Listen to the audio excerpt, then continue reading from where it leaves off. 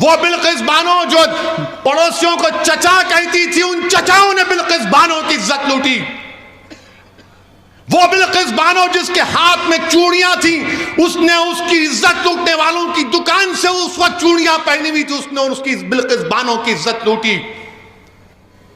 کسی کی بیٹی کی عزت لوٹنے والا سنسکاری ہو سکتا ہے ظالم؟ اگر تیری بیٹی کی کوئی عزت لوٹے تو سنسکاری کہے گا تو اس کو؟ کہ اسی لیے بی اما حضرت محل نے اس ملک کے لیے قربانی دی کہ ان کی بیٹی جس کا نام بلقیس بانو ہے اس کو عزت لوٹنے والوں کو چھوڑ دیا جائے گا؟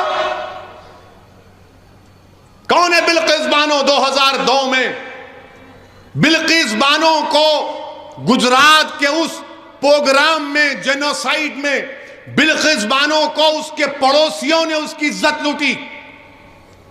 وہ بلقیس بانو جو پڑوسیوں کو چچا کہتی تھی، ان چچاؤں نے بلقیس بانو کی عزت لوٹی.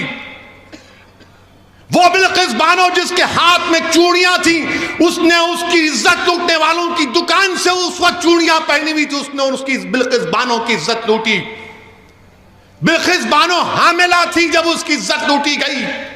بلقیس بانو کی 3 سال کی بچی تھی جس کو اس کی سامنے اس 3 سال کے بچی کو لے کر اس کے سر کو پتھر سے مار کر قتل کر دیا گیا. اس کے بعد باری باری سے ظالموں نے بلقیس بانو کی عصمت ریزی کی.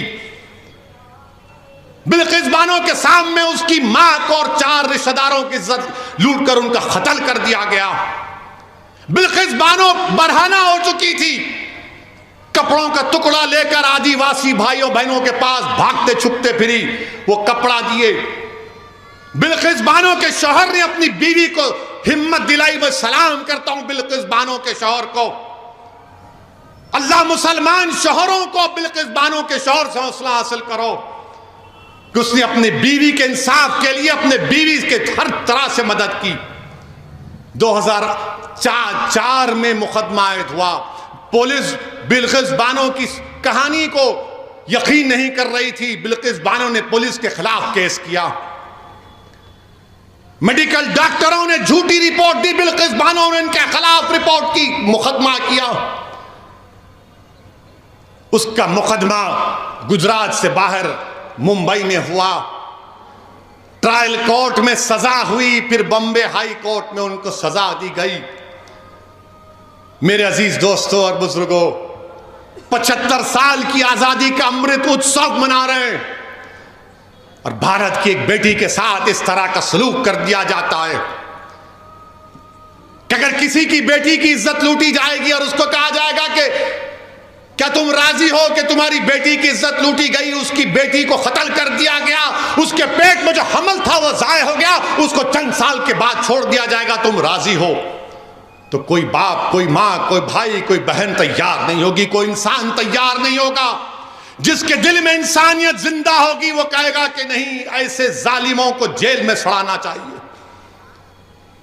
میرے عزیز دوستوں اور بزرگوں، اس بات کی ہم کو تکلیف ہے کہ آزادی کا امرت اتسو تو منا رہے ہیں، مگر بلقیس بانو کہہ رہی ہے کہ میرا غم پھر سے تازہ ہو گیا، انصاف پر سے میرا اعتماد کمزور پڑ گیا. بتاؤ پردھان منتری آپ کیا کریں گے؟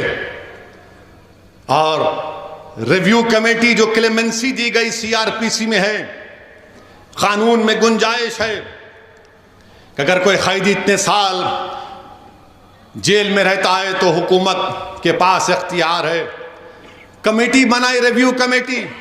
ریویو کمیٹی میں کون ہے؟ بھاجپا کے 5 لوگ، 2 MLA اس میں، اور ایک صاحب تو گودرا کے ٹرین کے اس واقعے میں پروسیکیوشن کے وٹنس تھے، وہ موجود.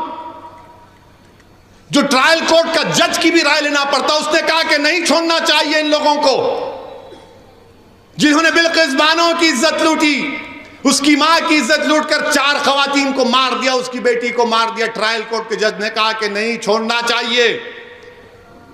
آزادی کا امرت اتسو منا رہے ہیں. دیش کی 50% آزادی سے کیا پیغام دیش دے رہا ہے؟ تھوڑی دیر کے لیے بھول جاؤ کہ وہ مسلمان تھی، تھوڑی دیر کے لیے سمجھو کہ وہ ہندو تھی، وہ عیسائی تھی، سکھ تھی، وہ انسان تھی. ہم ہم ہندو مسلمان کے چکر میں ایک بچی سے جو اس کی عزت کے تار تار کو توڑ دیا گیا، آج بھارت میں کوئی آواز نہیں اٹھاتا؟ کہاں گیا وہ جذبہ، وہ روڈ پر آنا، وہ احتجاج کرنا؟ کچھ نہیں. کیوں کہ اس کا نام بلقیس ہے بول کر. یاد رکھو آج بلقیس سے ہوا، کل کسی اور سے خدا نہ خواستہ نہ ہو جائے.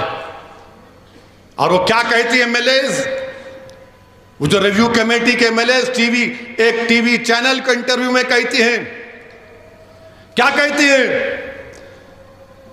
جن لوگوں نے بلقیس بانو کی عزت لوٹی وہ برہمن ہیں اور سنسکاری ہیں. کسی کی بیٹی کی عزت لوٹنے والا سنسکاری ہو سکتا ہے ظالم؟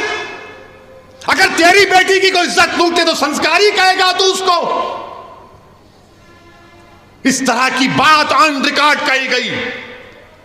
ہم بھارت کے پردھان منتری سے پوچھنا چاہ رہے ہیں، ٹرپل طلاق کا قانون آپ نے بنایا تھا، آپ نے پارلیمنٹ کے باہر کہا تھا کہ میں مسلم بہنوں کا بھائی ہوں. پردھان منتری بلقیس بانو بھی آپ کی بہن کی بیٹی ہے. پردھان منتری بلقیس بانو بھی آپ کی بھائی کی بیٹی ہے. آپ نریندر مودی ہیں مگر آپ دیش کے پردھان منتری ہیں، آپ ملک کے وزیر اعظم ہیں. ہم آپ سے اپیل کرتے ہیں، انصاف کی خاطر آپ اپنے اختیارات کو استعمال کریے اور ان 11 لوگوں کو دوبارہ جیل بھیجائیے.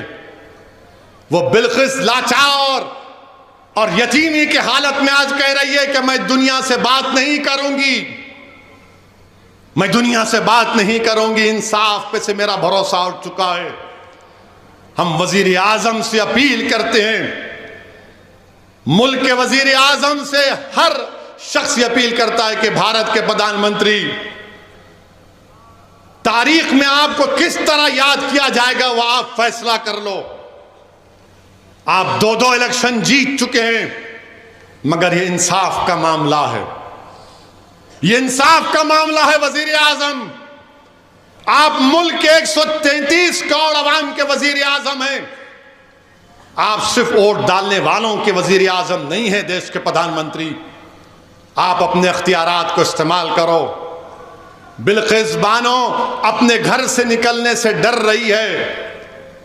ہم دیش کے وزیر اعظم سے، ملک کے وزیر اعظم سے کہنا چاہتے ہیں، آزادی کا امرت اتسو منائیے مگر دیش کی 50% آبادی کو آپ کی سرکار نے، آپ کی پارٹی نے غلط پیغام دیا. یہ خواتین سے ناانصافی ہے.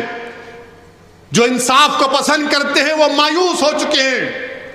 جو باپ اپنی بیٹی کے واسطے پریشان ہیں وہ دیکھ کر بول رہا ہے کہ میری بیٹی کا کیا ہوگا.